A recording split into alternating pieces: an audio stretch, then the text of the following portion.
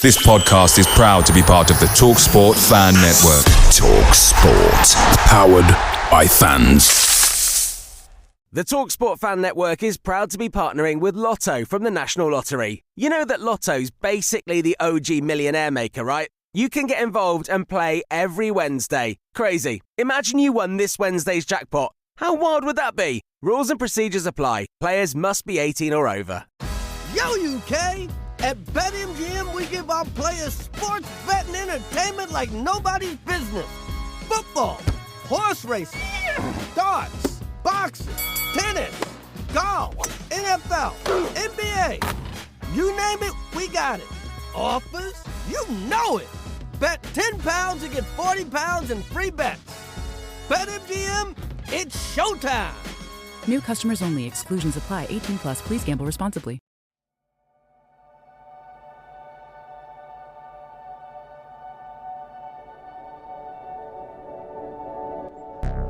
Keith, we're going to be talking about that night that day in October the 1st, 1977, when you put Aston Villa to the sword with a wonderful header. Elvis Presley was number one with Way Down. He died on the 16th of August that year. You latterly played with Elvis in an incarnation of Elvis with Frank Worthington, but your partner up front in those days was TF Trevor Francis, to those that aren't familiar with Birmingham City. So let's nail down that game. Your thoughts going into it. It was your first Birmingham City Aston Villa derby. You got brought up as an Arsenal supporter. You used to go to Tottenham Hotspur as well. You played from Ipswich. You got transferred to Birmingham. So you've been around the game. You'd seen derbies. What was the Birmingham City Aston Villa derby like for you? Well, eye-opening to start with, because obviously, as you say, I'd been brought up, Arsenal and Tottenham was the main one that I was aware of, and how sort of big the game was, and the fans were, fairly brutal to one another. And obviously I'd heard of sort of Liverpool, Everton, Manchester United, Man City. I hadn't really heard about a Midlands derby, if I was honest. So when the boys were getting a touch nervous about the game, I said at Villa Park, I said, well, I'm just going to go down and see what sort of the pitch is like, what sort of boots to wear, with not paying too much attention to the derby. And it was only when I got down on the pitch and there was about 300 fans fighting each other and police on horseback that I come running back up the stairs, because the dressing rooms were higher up in those days. I closed the door behind me and said, Christ, lads, this is fairly serious. Well, they all started laughing because, of course, they knew, but I didn't. And more fool was I, because it was as frantic and big and aggressive derby as there could ever wish to be. It was welcome to Birmingham, Keith, wasn't it? Well, it was quite funny as well, because by this time I'd found my way into Andy Gray's house before this game, and as it happened, he was injured for that game. I think he was on the bench, but he'd been suffering an injury, and they'd all talked, because I'd got friendly with a few of them, because most of the Birmingham lads were married. I was 21, and I bumped into Andy and one or two of the other boys, Gidman and one or two of the others, and it was only derby day that it was fairly competitive and you had to rip into each other. But they'd assured me that whatever happened, no problem. We might meet for a drink and all this carry on. Well, the day turned up, and they're always fierce. There's not a lot of football played. And of course, in derbies, it's all about who wins. And they were obviously very confident. They were a good side. But we turned up, and on the day, to a man, everybody stood up, and we came off winning 1-0, which was an absolutely fantastic result. And I mean, I don't know how many were in the ground. You'll probably know better than me, but there seemed like about 300,000. And it was, as I say, from minute one to however the game went on, it was fairly frantic to say the least. It certainly was. There was 45,436. I think the 436 were fighting on the pitch before the game. I think Sir they were Ralph, all out. Sir Ralph was the manager of Birmingham, and Ron Saunders was the manager of Aston Villa. Going into the game, we'd started the season with Willie Bell. Willie was the manager. We had three Sure, managers that season because Alf Ramsey took over, and then towards the end of the season, Jim Smith, the Bald Eagle, my favourite Birmingham City manager, sure. replaced Alf. And I think there was a little bit of an argument with the board because he was a director of Birmingham City at the time, Alf was, Mm, over the sale of Trevor Francis, because that was one of Jim's, that was his remit, really. To be fair, he got to sell Trevor Francis, which, when you're looking at Birmingham City, and as a fan as I am, the greatest player ever to wear a Birmingham City shirt, to sell Trevor was a big ask. But Jim did do it very well. He did replace Trevor very well. That's a debate for another day. But can you sure. remember the lineup that day going into the game? And you touched upon, you knew the Villa. I suppose going out for a drink, you knew the Villa players as much as you knew the Birmingham City players. Yeah, well, I mean, obviously, I'd bumped into Andy, and Mm, we'd become, quite good friends. And of course, then, if you meet Andy, you're going to meet Gidman yeah, and Gordon Smith and Cropley and Cowans. Um, so, I'd sort of seen a number of them on occasions, and of course, we hadn't we hadn't come across each other in a derby up until that day, and and that's when all of a sudden, all bets are off until after the game, and mm, it's exactly how it worked out. But they were a good side, and in fairness, Birmingham, were a good side as well. I like to call it the first team I played for, because I probably played for certainly a couple of teams that I remember, where the teams have definitely changed. yeah, But the likes of Jimmy Calderwood and Gary Pendry and Tony Want and Joe Gallagher, um, you know, Gary Pendry, who, I still see now, they were terrific pros and terrific players and knew exactly what was required. Um, yeah, and obviously with Trevor, and Mal Page and Tony Towers, um, Dylan was in and around it at the time. He was a youngster. But, we had Alan Ainscough, I think, came later. yes. But, we had a decent side and an honest bunch, to give most teams a decent game. Absolutely. Let's go through the lineups that day going into the game. Mm. Jim Montgomery was the goalkeeper that Yeah, day.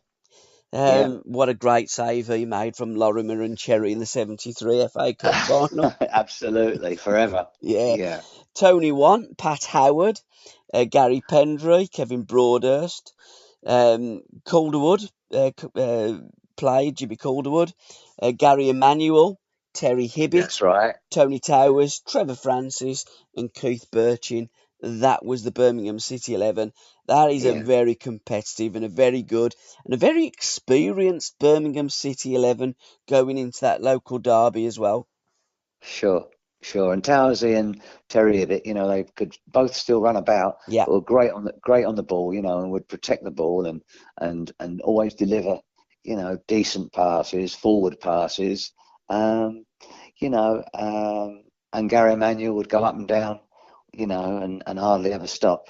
So yeah, we just every game we played, we thought we had a bit of a chance, yeah. and that probably stood out with some of the results we got that season, to be quite honest. We're going to talk about the season a little bit later in the Mm, podcast, Keith, mm, but we're going to stay on the theme of the 1st of October 1977. sure. Saunders was Villa manager. Alf Ramsey was Birmingham City's manager. And the Villa lineup was Jimmy Rimmer in goal, Gidman, Smith, Gregory, Phillips, Cowans, Cropley, Mortimer, Carradus, Dean, Little. Browne come off after 15 minutes to be replaced by Andy Gray. The season before, Villa had done very well. because they'd got to the quarterfinals of the FA Cup, they'd won the League Cup, and Birmingham City did do the double. I did remind Andy of that, and I think they Yeah, lost the league by about 6 points. It was 2 points for a win.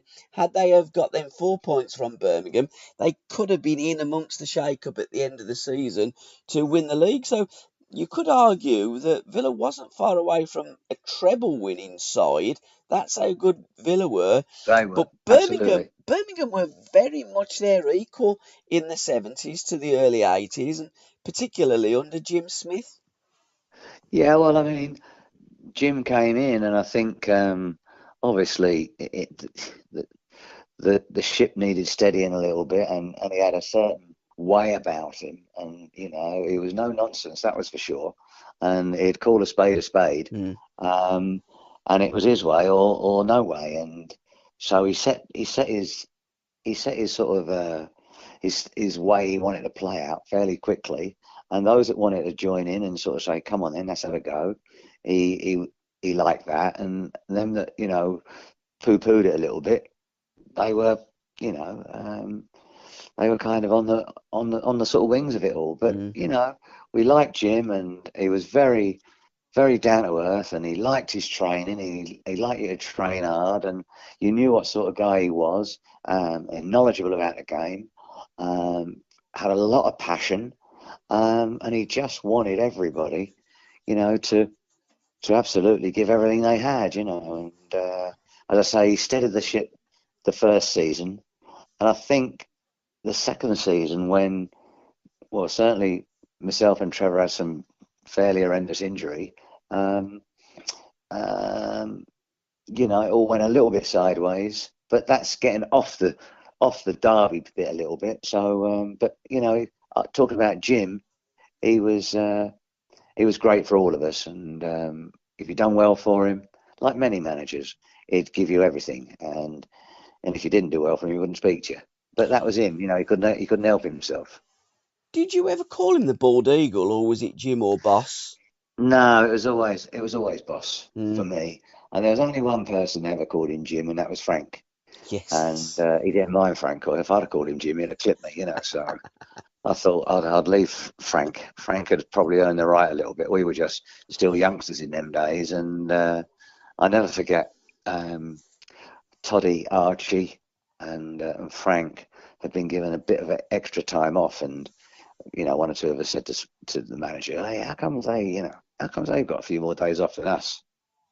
And he just looked at us all and he said, "When you've played as well and as many games as them, you can have an extra day off." And we all went, "Fair enough."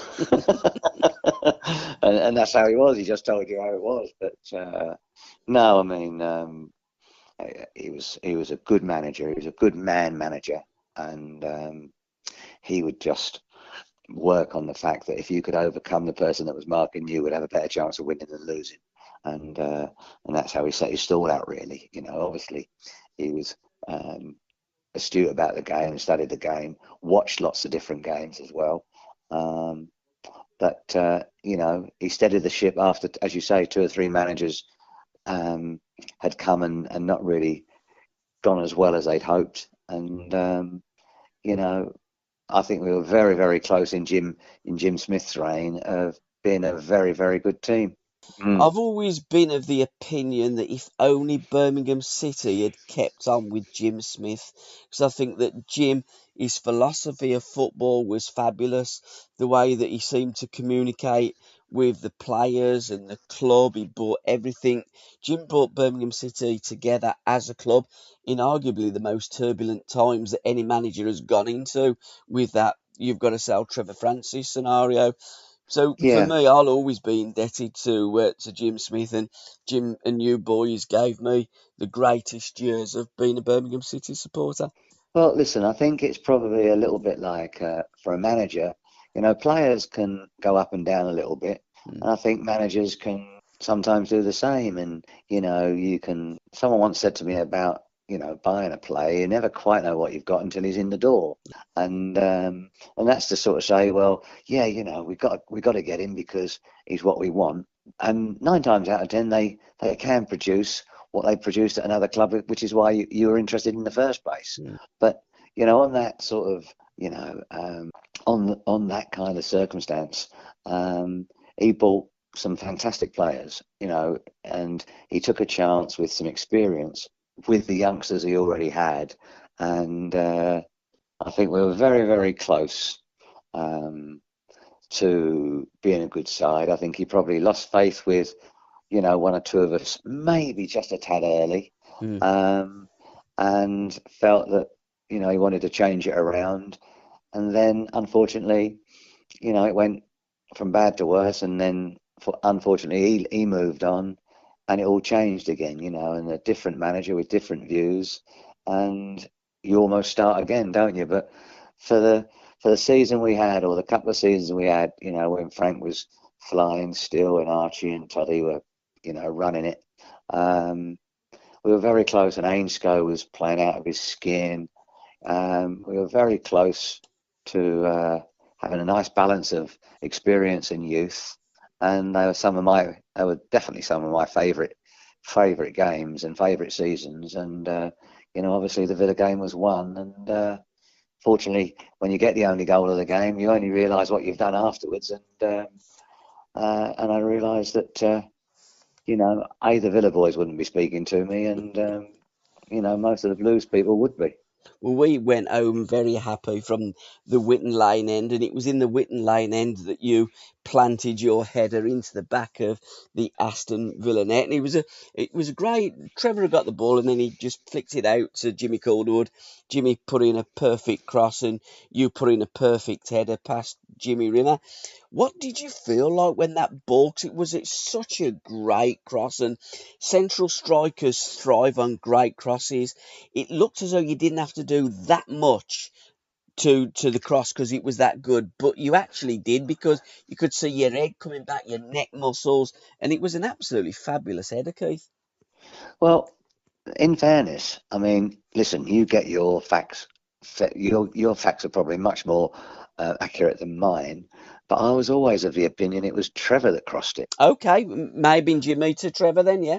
It might have been Trevor, because I realised, how much he was thought of, because a bit like what you've said, it's all about the cross, and I was just like on the end of it. And I don't know how I was the other side of the penalty spot, and I just kind of, I don't know why, but you place it in, you try and place it back the way it came into the far corner. Unfortunately, it was one of those good ones, and as I say, you don't really realise what you've done till the end of the game, and realise the size of the goal, when everyone wants to talk about it, So it was for me at the time, I was just glad to score. And then it was kind of not until after the game when you realise that, wow, this might just be a bit of a special goal, So that's how I hold it in my memory. And I was really pleased to be involved in that win. And do Derby goals feel any more special? I know that being an Arsenal supporter, and the cracking goal that you scored against Arsenal that season was one of the goals of the season and goals of your career. So that will always be a special moment because it was against Arsenal, the team that you started and supported. But them local derbies, they are special games, aren't they? I know that some players say, do you know what, it's just another game. But it isn't just another game. No, I realised myself, but also, when people were talking about the game and they were so pleased. I mean, they're pleased when you score in any game. Yeah. But in that game, they're really pleased, and years later, even when I was part of the coaching team, and the likes of Lazaridis and Horsfield, when they get goals against the Villa, it still has that sort of fantastic reputation, and the supporters love it, and I think they did then, and they did certainly when I was there, and obviously Trevor got the only goal of the game at St Andrews, so it was a rare season when we done the double over, and and more often than not, well, the biggest thing for me was it was the fact that they were such a good team. Yeah. I know that it was a derby, but they were such a good team as well that I think that was as much for me. Bloody good team they are, and we've done them twice now, and it happened to be a derby. So, it was a winner all round, really. Absolutely, and Trevor, of course, the darling of Birmingham City's terraces. Exactly. Willie Bell started off the season as the manager. What was the dynamics and what was the difference between Willie then to Alf Ramsey and Jim Smith? And you and Trevor played in total 48 games in all competitions that season. You played in every league game. You were the only two that played in that. You scored 11 out of 48. I think Trevor scored about 20, 24. I mean, Trevor was an exceptional talent, and I would suggest that if I was talking to Trevor now or talk to Trevor at any time in the future and reminisced and took a trip down not Wembley Way, but down Memory way. memory lane, Trevor would probably say that was one of the greatest football seasons that he'd ever had, and I think that he really did come to the prime of his career, I believe, in that season, and I think that the proof of the pudding is in the eating, and the season after he was transferred. But I think Trevor was one of the most gifted players in not just England but the whole of Europe at that particular time. Yeah, I think when I was leaving Ipswich, Mick Mills, who was the Ipswich captain, and Paul Mariner, who had come because he had a little bit more experience than I did. They both knew Trevor, and they just sort of said, "Look, you're going to play with a really, really good player, and you'll do well. You'll be a nice match." And he said, "Stick your chest out, like I did when I come from Plymouth to Ipswich." He said, "Stick your chest out, believe in yourself, and you'll be fine." And then to play with Trevor as well. There was occasions when I can't say this that often about other players where I've actually seen him do something, and I'm thinking, has he just done that? Yeah. And and that's why we're actually playing. That he could move the ball so quickly, and he was so sort of slight of foot, and he just moved the ball so quick. And one moment the defender thought he was going to get it, and then Trevor was past two or three of them. He could just play so quickly, and I don't think I'd ever seen anything quite like that. I'd seen some very, very good players, but that particular season as well, he done things that I hadn't seen before, and I thought, wow, he's a terrific player, and also unselfish as well. He was a wonderful crosser of the ball as well. So as I say, he crossed that many that I could get on the end of, and he was actually, a striker that should be on the end of the crosses himself. But he was a fantastic crosser of the ball, and he'd go past people as if they weren't there. So that was a fairly handy skill to have, and he done it frequently. Absolutely. 11th in the league we finished that season. From the Got you. 42 league games, we won 16, drew 9, lost 11, scored 55 goals. Most of them was you and Trevor, conceded 60, and we amassed 41 points, which was a very handsome return. And again, especially given the fact that we'd had three managers, because usually when you have three managers in a season in the 70s, you get relegated. Three managers in a season these days, you're in the Premier League. Yeah, and another thing about Jim, he was also quite brilliant at managing above, and I'm pretty sure it was the Coombs was in charge at the time, and he was really, really good with them, and he just had to have the players doing enough for him so that he could go to, try and get one or two new players, which he did. And, we just had to give him enough ammunition that, he could have some chance of trying to keep improving the team. And as I said earlier on, he was very close to having a really, really good team. And he got a great combination of youth and experience. And for a couple of seasons there, it was quite enjoyable to play with. And of course, I was fortunate. I missed 12 months in my second season when unfortunately they got relegated and Trevor got injured as well.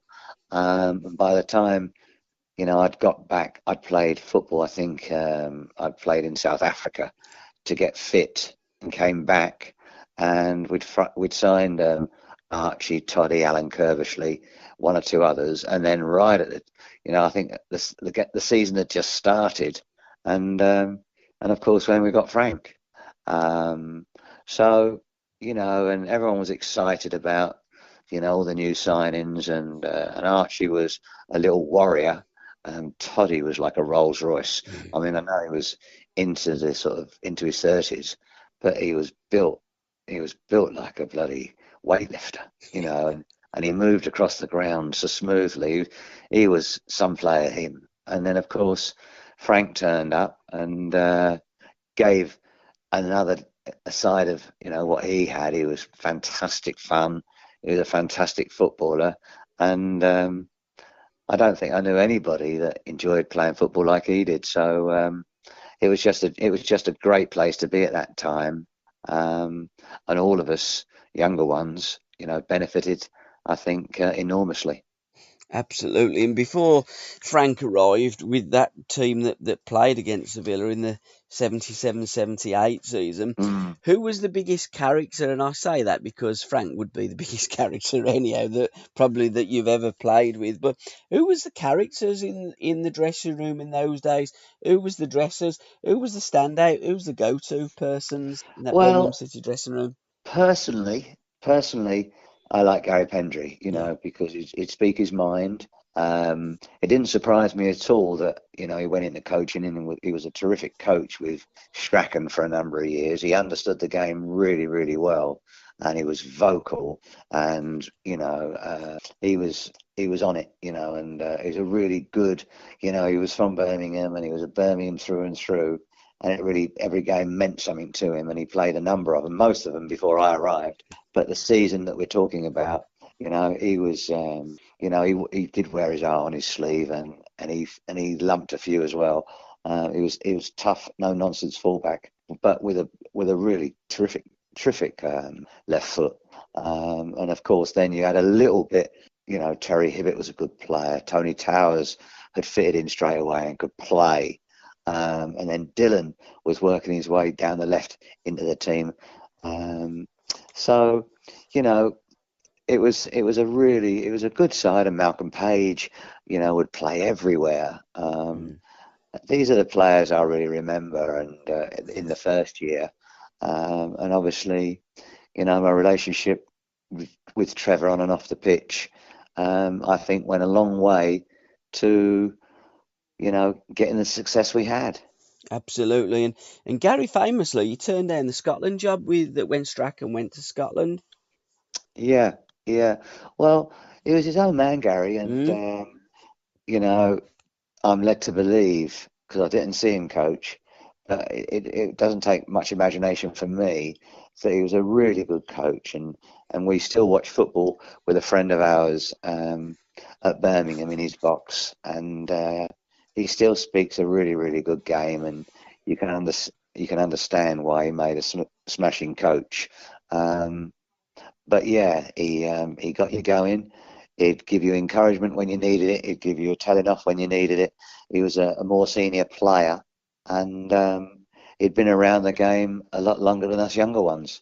Absolutely. He says to Gordon Strachan that, he'd quite like to have gone with Gordon because he'd followed you. You do tend to find that, don't you? Coaches go with the managers and you're a team. Of course. But he said that the Scottish coach, he needs to be Scottish. And that's why he turned it down. And I think that's probably because of Gary was just so patriotic and so, in terms of Birmingham City, he was a Brummie, and he wanted everything for Birmingham, and he just thought that, it would be best for the national team, not for him, but for the national team, to have a Scottish coach rather than an English one.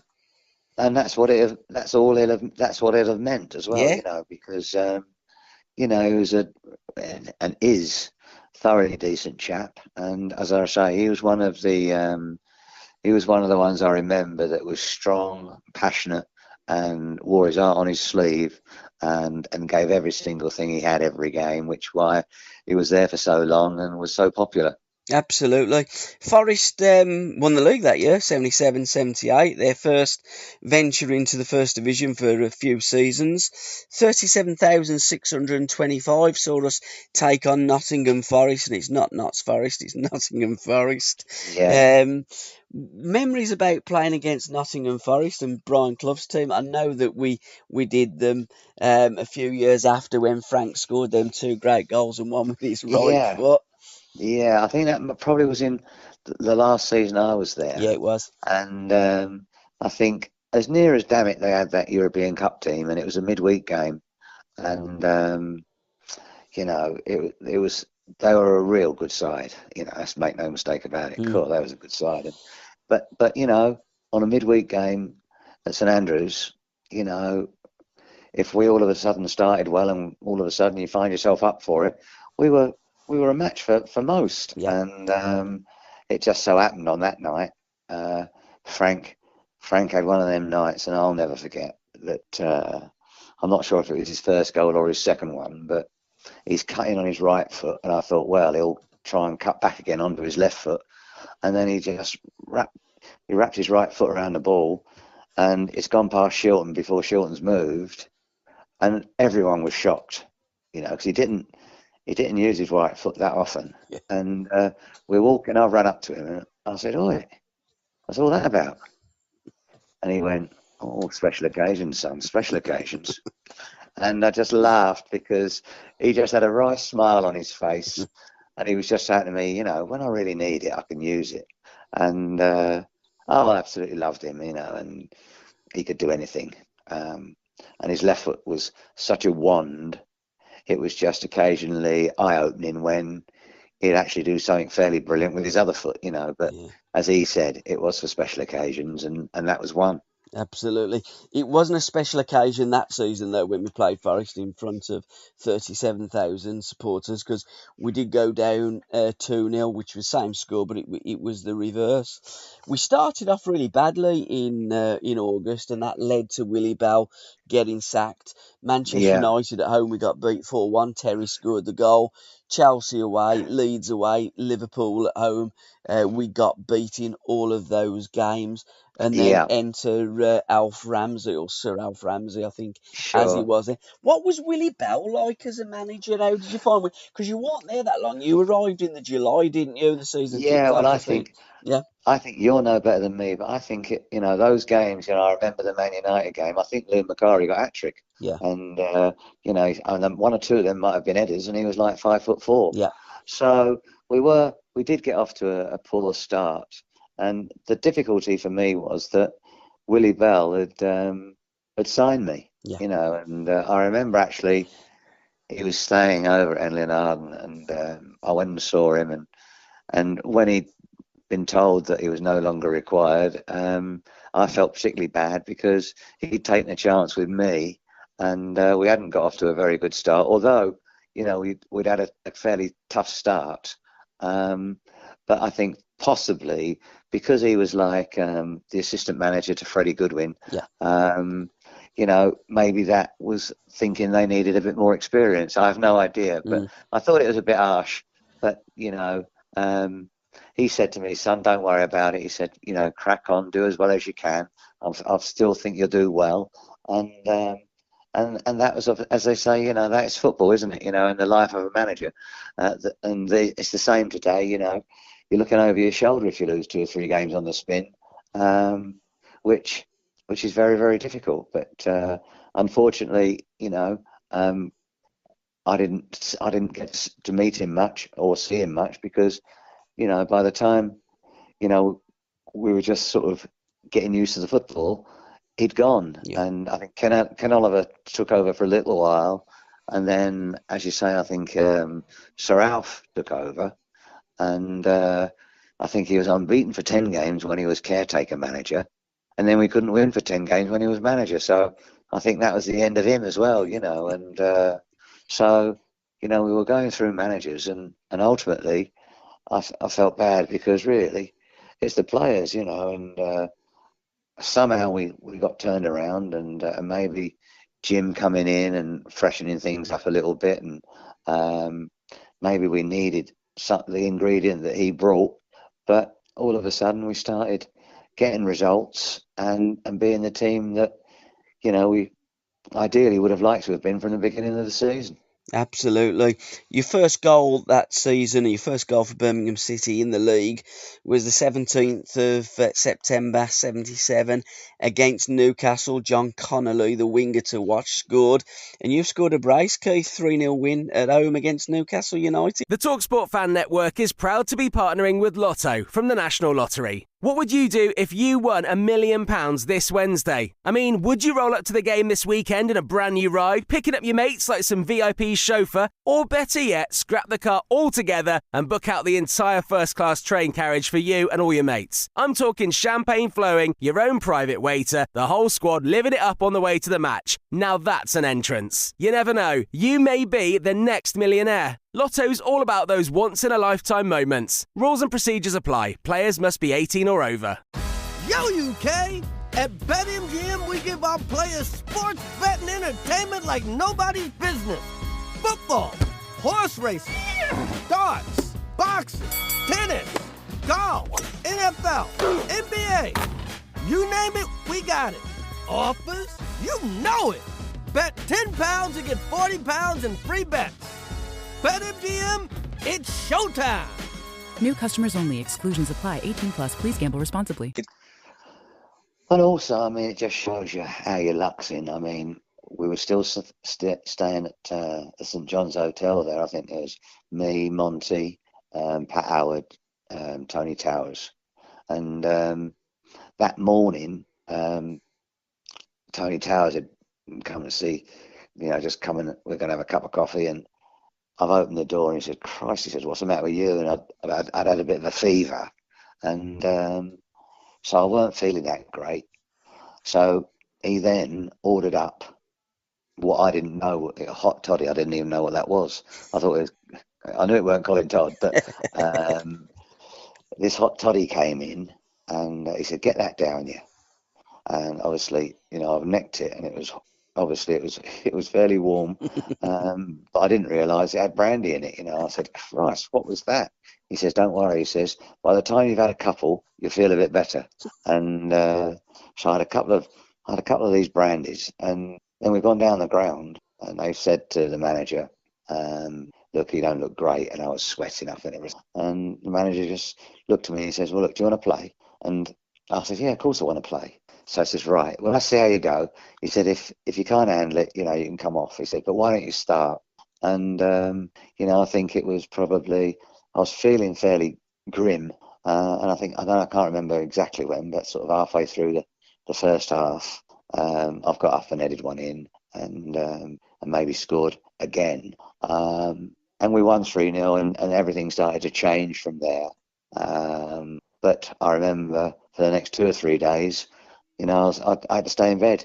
So even though I weren't feeling great, it was worth, taking a chance because obviously it got me off the mark. And then, you sort of get an instilled sort of confidence and everything was rosy in the garden again, It is quite incredible, isn't it? The fortunes of a player going into games and then you score your brace, you're up and running.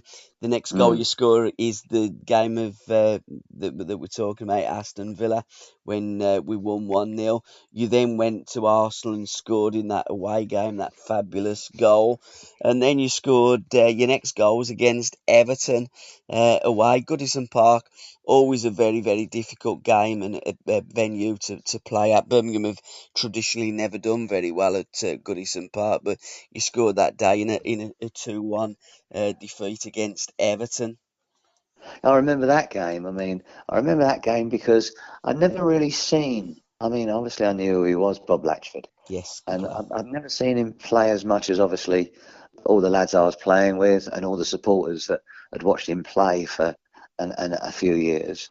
And we were in front, as I remember, and I'm thinking, well, I haven't seen Latchford yet. He moved really nicely across the ground. That had a massive impact in the game. and I think it must have been about 10 minutes to go. All of a sudden, he's popped up and knocked one in, popped up again and knocked another one. We lost 2-1, and he's probably had 2 touches, in 3 minutes, 2 goals, Mm. and that's what it was all about. And I think that year, if I'm not mistaken, he might have got 30 goals Yes, he did. for Everton. Yeah. And he was one of these prolific scorers that was also a really, really good player. And that era before me, when there was Trevor, Bob Hatton, and Latchford, they were a formidable, threesome, and terrific players individually and as a group. But Latchford was, Johnny on the spot, and wherever that ball dropped in that 18-yard box or 6-yard box, more often than not, he was on it, and he had 2 good feet and he could edit, and it was an ideal build for a prolific goal scorer, which he was. Absolutely. He had 2 brothers that were both goalkeepers. It's quite unbelievable, really, isn't it? Well, obviously, I played with Dave, Yeah, and yeah. great lad. Yeah, and was his other brother Peter? Peter? I don't, Peter? yeah, Albion and yeah. Celtic? Aye. But Dave was a great lad as well, and a good goalkeeper too. So yeah, I mean, Bob kind of, I think, went to Germany, Yes. after his playing days here. But he was always a player that would have 20 or 30 goals each season, and that's too lucky to be lucky. You're a good player, aren't you? Yeah, and not enough games for England. He did play an under-23 tour. Hudson was the Sure. captain. They lost. His case was lost. They were in France, and he took him out to get some get some clothes. And he went into a ladies' dress shop, and Huddy looked at him and he said, "I'm rooming with you. You ain't a cross-dresser, are you?" And he said, "No. When I go on tour, I always buy a dress for my wife." And Huddy said, "Thank God for that." Oh my God! But Well, of but course, what a player, and a great lad. Kingsheath born, Birmingham born. And on my yeah. first venture to St Andrews, the 15th of August 1972, Bob had a second half hat trick disallowed against Newcastle United. So yeah, he was always good for a goal or two, was Bob. So I was coming here, and you know, had to sort of, stand up and be counted Yeah. because, the people here, Birmingham, they were used to proper centre forwards, and that's what I was going to try and be. And the relationship I had with Trevor that first year, and the amount of games we played, and the goals we scored, it could have gone better, but not much better, I don't think. I don't think it could have got much better. When we played Chelsea at home, we lost 5-4 on New Year's Eve, 1977. Have you got any memories about that? Did we go out on the lash the night before? Because it was Birmingham 4, Chelsea 5, Bertschin, Francis 2, and Ibby. I think yeah. So you two scored 3 out of the 4 goals that game. Well, it must be Chelsea then, because not only having the connection with Hudson, where I ended up meeting up with him at Stoke, but being a Chelsea legend. But I remember more importantly, I remember when we played Chelsea in midweek, and Frank was at the club, and he came round the night before, and he'd come round and he had a friend with him, in a skirt, and he said we were going out. And I said to him, really? He said, yeah, we're just going to my pal's restaurant. He's opening up in Solihull, and he's invited us, and we'll go in nice and early and we'll be home by 8:30. And I thought, oh, I've heard that before, and this isn't going to be good if anyone sees us. We'd never been out before.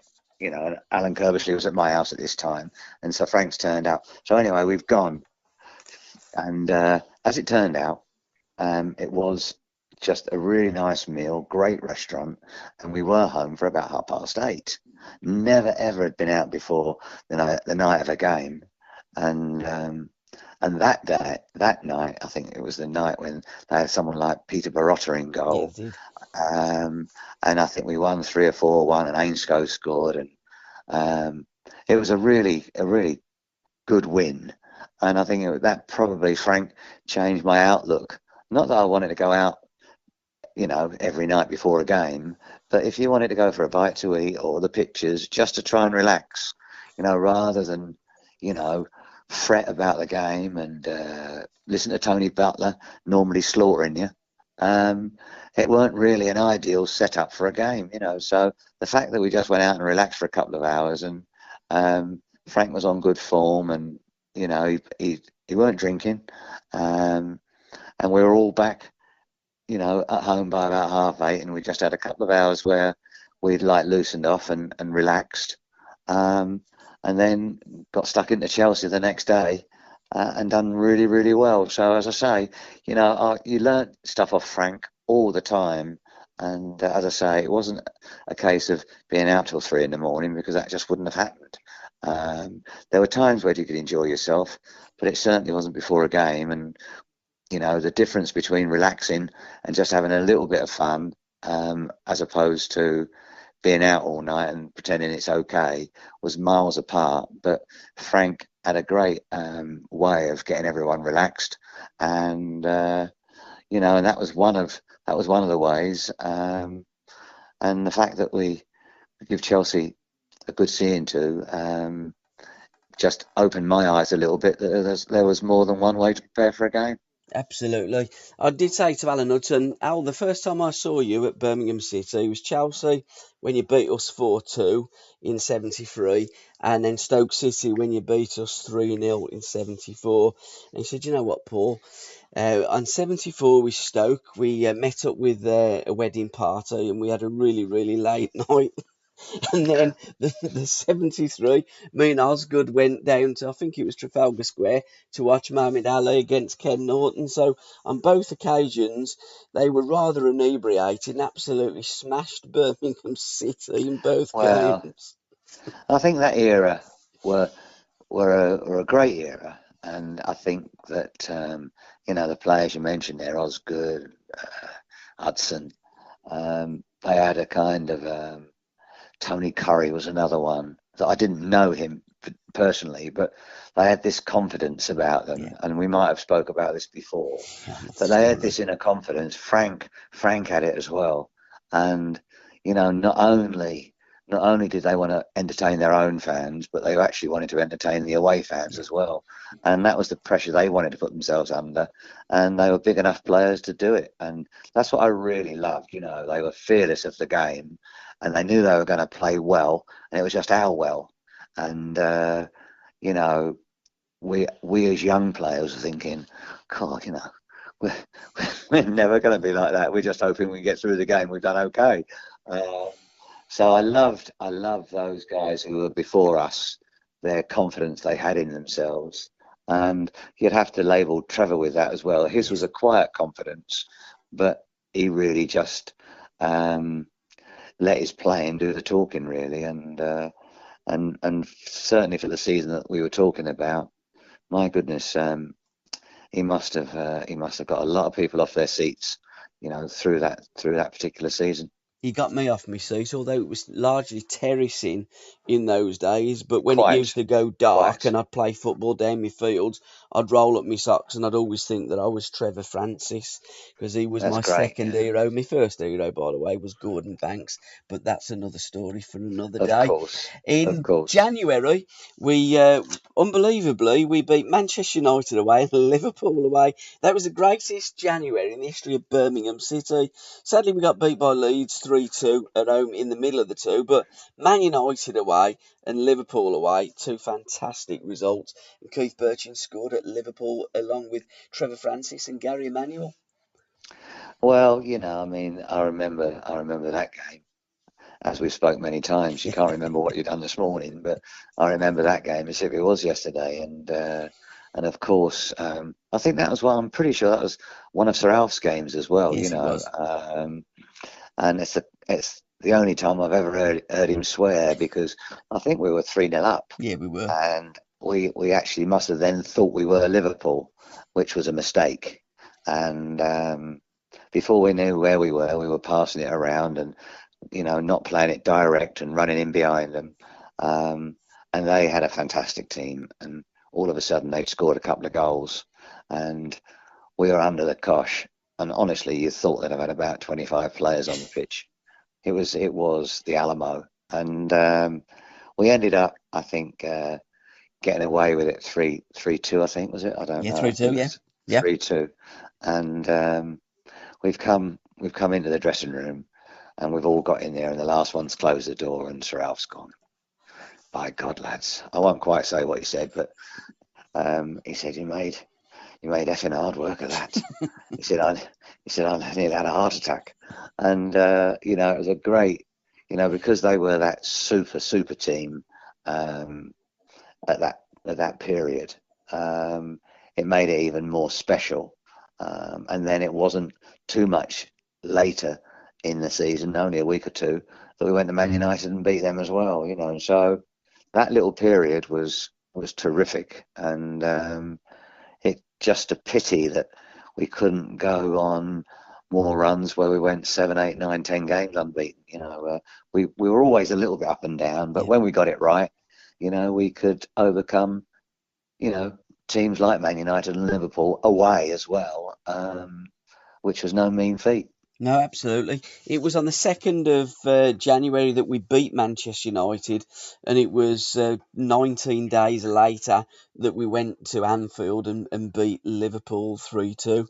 But as I say, to beat Liverpool and Manchester United in the same month is a feat, because it's something we tend not to do in the same decade. No, and again, we've talked about most of the players of that season. I mean, John Connolly was in and around it, and Liverpudlian and Gary Jones, Yes, he was in around it as well. We had a great group of players, and they were all together, and they were all fiercely competitive. And when we did get it right, we were a decent team. As I say, probably the position would just say that we were just a little bit inconsistent, and we had a fairly poor start. But I remember that season in the end thinking, you know what, it weren't a bad season. We finished fairly strong, and there were some really, really good teams about, in those days. And it turns out that it wasn't half a bad season as we thought it was going to be. So we finished strong, and as I say. And there it is, that's as good as it gets on this stage. Nissan Townstar EV strikes again. It's an unstoppable van, unstoppable. Just fantastic. You can actually see the Pro Pilot technology in action. Effortless parallel parking. It moves with all the confidence that comes with a 5-year warranty. And with a bench full of all-star van experts, there's real strength in depth here. That's all-star quality. Search Nissan Townstar EV and visit your local all-star van centre to see for yourself. Terms and conditions apply. 5 years or 100,000 miles, whichever comes first. ProPilot is an advanced driver assist technology. Driver's responsibility to stay alert, drive safely, and control vehicle at all times. There was a lot more positive stuff in the end than negative. Absolutely. In April, we played 8 games in April. We only lost one game, and that was to Manchester City at home. And Ricky Sabragia scored the only goal. But we did like to go to the East Midlands because we beat Leicester City 4-1 in April. And the month before, in March, we went to Derby County on the 17th and stuffed them 3-1. John Connolly, Trevor Francis and Keith Bertschin. Francis and Bertschin always crept up with a goal apiece. And again, you're playing I mean, I'm not 100% sure, but people like David Nish and the old Dave Watson, the old Dave Watson, not the one I played with at Norwich, but the one before him. They were great. They were huge, strong, powerful men. And every team, had big, powerful players, and if you didn't get stuck in with them, you were left wanting a little bit, and all these teams, they were really, really good teams. So, we probably left it a little bit late, but we got it right in the end. And as I say, for Trevor and I to play all the games, I think it was probably unheard of. The incredible stat that I did find out, because I was just thinking, he played all these games, Trevor, and lo and behold, I looked at his stats for the season before, and he'd played every game that one as well. Yeah. So, I mean, he did have some nasty injury through his career, but at that particular time he was having a purple patch and rarely missed a game. So and the sort of stick he would take, he was durable to say the least. Yeah, when you're Trevor Francis, you do take a whack or two. In those Yeah. days, it was a free hit from the first three defenders, wasn't it? They'd line up to it, yeah, rather than the one hit you 3 times because you get sent off. They took it in turns to just, hey, ref, that was my first one. And in them days, you get away with it. Well, they were, I mean, I don't know what it is when, like, either vertical or horizontal, either way, people didn't half fly into you. And, I think you need a bit of good fortune. Don't get me wrong, we did get caught, virtually every game, but obviously it was only kind of, it was stuff like cuts and bruises rather than twists and tears. Yeah. So, and as I say, we both had our fair share of injuries during the course of our career, but that particular season, it was just terrific to play so many games and develop, a decent understanding and respect to play in so many games and eventually, come out pretty much on top. Absolutely. And Trevor scored 2 penalties that season. Was it always Trevor that was on penalties, or was there ever a kind of, can anybody else take the penalties? Well, I can't really remember. But what I did realise is that if you do get on the penalties as a striker, it can turn you from a striker that gets a decent amount of goals to a striker that's prolific. Yes. Because you get 6 or 7 penalties and you get 6 or 7, 8 more goals, from the penalty spot. And I think the sooner you think, okay, I could miss, but it's a great chance to score, the sooner you get 20, 25 goals a season rather than 14, 15, 16 or 17, and that difference of 8 or 9 goals with penalties or 5 or 6, whatever it is, if you can score a number, it just helps your tally. I mean, the modern strikers of the era that's just gone, your Shearer and all these boys, he'd sprint to get that ball and get it on the spot and get another goal, never thought about missing. And I don't think I ever saw him miss. But, as I say, rather than getting 15 or 16 goals, you get 25. There's quite a bit of difference. It always amazes me why forwards don't want to take penalties and right backs and centre halves take penalties. And I'm like, it's almost like the goalkeeper saying, I don't fancy saving it. Does anybody want to get the gloves? I know. Well, I mean, eventually, it took me a long time, and it was by accident. I was playing at Norwich, and we were going on a run to get out of the old Division 2, and we'd gone on a great run, and I think we'd only 2 games left, and we were playing Orient, and our regular penalty taker, funnily enough, was John Dean, and he'd turned his ankle over. And we had to beat Orient. Mervyn Day was in goal. I picked the ball up to give it to someone, and Martin O'Neill come running over to me. He says, "You're the bravest player on the pitch." I said, "What do you mean?" He says, "Well, you're taking the penalty." I says, "No, I'm only picking it up to give it to somebody else." He says, "No, you're taking it now." And I don't think I've taken the penalty since school. And we had to win, and I've ended up smashing it. Is it the underside of the crossbar? And just bounced over the line. I nearly died. And so I was still not quite sure, but it was some time later that I started taking them for Stoke. And as we said earlier, or as I said earlier, you go from scoring 15 or 16, I think I got 23 that year.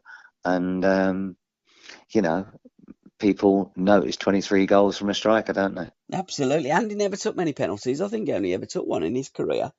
Yeah. Again, he was another one. Many. Yeah, he was another one. It's funny that some do and some don't, but it's always one of those that amazes me that somebody as confident as forwards, because forwards must be the most supremely confident players on the pitch because they're the goal scorers. They're the ones that put that ball into the back of the net. And when they have a chance, a direct shot from 12 yards, you and the goalkeeper, the amount of them that say, do you know what, I don't want it, I don't fancy it. I do find it amazing. Any songs or TV programmes, Keith, that you was watching back in those days?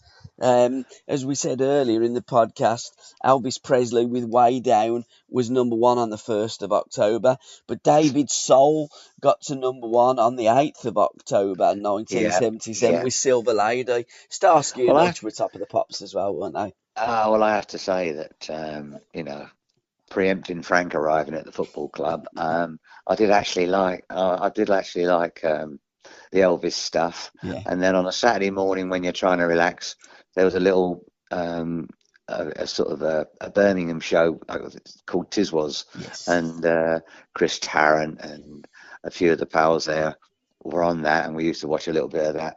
But really, you were watching it, but you're already thinking about the game, So it was you're trying to relax, but it was uneasy because believe it or not, the games were really important to us, and you start thinking about the game long before the weekend, and that's what it means to most players. Absolutely. And ELO were big. Jeff Lynne was around there with Trevor as well, Mr. Blue Sky, top of the pops. Yeah. In Birmingham, it was a real feel good. It was almost like when you roll it to now with the Commonwealth Games, there was a really good feeling about Birmingham back in those days in the 70s, wasn't there? Music, TV, football, etc., etc. Yeah, well, I mean, that was another thing that was a fantastic experience for me, through Trevor. Jeff was his pal, and he introduced me to Jeff. And I remember the season finishing, and I'd become fairly friendly with Jeff. And he'd said to me, well, why don't you come? He lived at Meriden at the time. And he said, well, why don't you come round? And he said, I've got a lake. He knew I'd done a little bit of fishing. He says, I've got a tennis court. We can have a little game of tennis. And he said, and then I've just got to do a little bit of work. And I said, well, are you sure? And he said, no, yeah, come round. So, I've turned up at his house and got all my fishing tackle out, and I've gone and found him. And he was down in the basement of his house. And he hadn't started recording, but he was just about to do some work. And he said, well, look, he said, go and do some fishing. He said, there's plenty of fish in this lake. And he said, and come back and find me, when you want. He said, I'll be down here because I've got to do some work. And it was then when I went back and went down and just listened to him putting all stuff together. So I thought, wow, this is a proper musician. He played every instrument you could imagine. He had a voice, that was just to die for. And I'd have to say I'm as big a fan now as I was back in the 70s, and saw him recently, and he still sounded as good as the time when I saw him at Wembley, and that was kind of, I think, the DJ goes on about it. What's his name? Chris Evans. Yeah. I think he went to that concert, and it was in the late 70s, and it was the spaceship one. It comes out the stadium and all this sort of stuff, or comes out the floor, and it was just an incredible night, and I think that I've probably been as big a fan to them, up until right now, and still like their stuff today. And when I saw him at the NEC, it was just turning the clock back sort of 40 years, and he looked exactly the same and sounded exactly the same, and he was an absolute superstar, and yeah, it was the icing on the cake for me just to be in his company. And he's such a normal chap. I loved his football, and as we loved his music. Well, it's been a joy for me, Keith, taking that trip down memory lane with you and remembering those halcyon days that when you guys wore that royal blue shirt of Birmingham City, and we knew as fans, no matter who we played, where we played, we were always in with a chance of winning any game of football. So thanks for what you gave the game, what you gave us, Keith, and thank you so much for your time, sir. It's been an absolute pleasure and an honour. Thank you, Paul. I probably enjoyed it as much as you, but probably not quite as much. But it seems like yesterday, and I don't know how many years ago, but it's over 40 years, and you wonder really where the time goes. But it was all great, and I was much better for coming to Birmingham, and I absolutely loved playing there. Well, we absolutely loved having you there, Keith, and you will always be a Birmingham City legend and an icon. So thank you very much, sir.